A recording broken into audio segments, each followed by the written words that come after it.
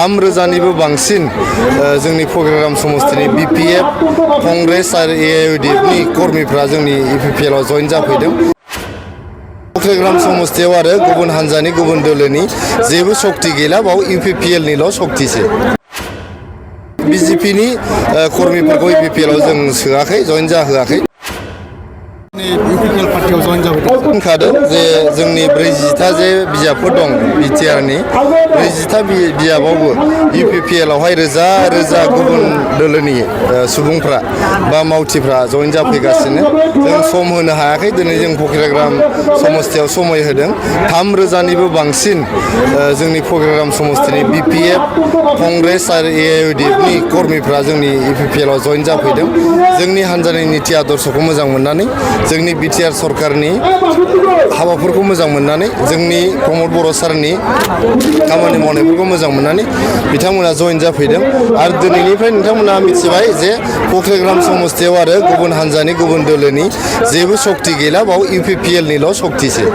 बर्तमान नैबे programme बीजेपीनि next BTC इलेक्शनाव मा जाहैगोन बेखौहाय दिनैनो बुंनो हाया।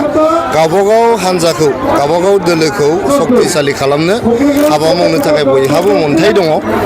बीजेपीआबो गावसिनि हाबाफारिखौ लागासिनो दं, खामानि मावगासिनो दं। जों यूपीपीएल आ मोनसे इन्डिपेन्डेन्ट पलिटिकेल पार्टी, जोंबो खामानि मावगासिनो दं। बयबो मोनसे दोलोआ गुबुन मोनसे दोलोखौ हार्म खालामाबालानो, खथि खालामाबालानो खामानि मावनो हायो।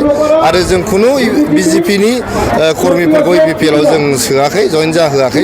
आरो बीजेपीआबो जोंनि यूपीपीएल हान्जानि मावथिफोरखौ सोआखै।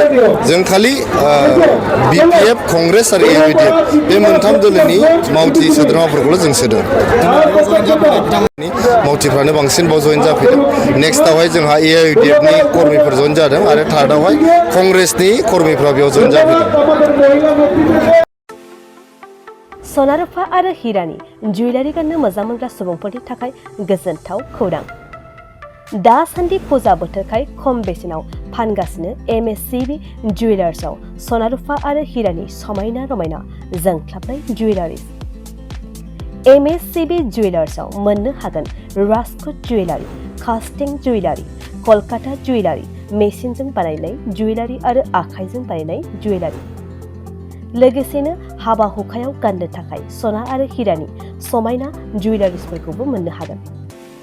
एमएससीबी जुवेलार्सआनो दं क'क्राझार सहरजों नांजाबनाय क'क्राझार रेल गेटनि साखाथि वार्ड नं 5 विवेकानन्द पथआव।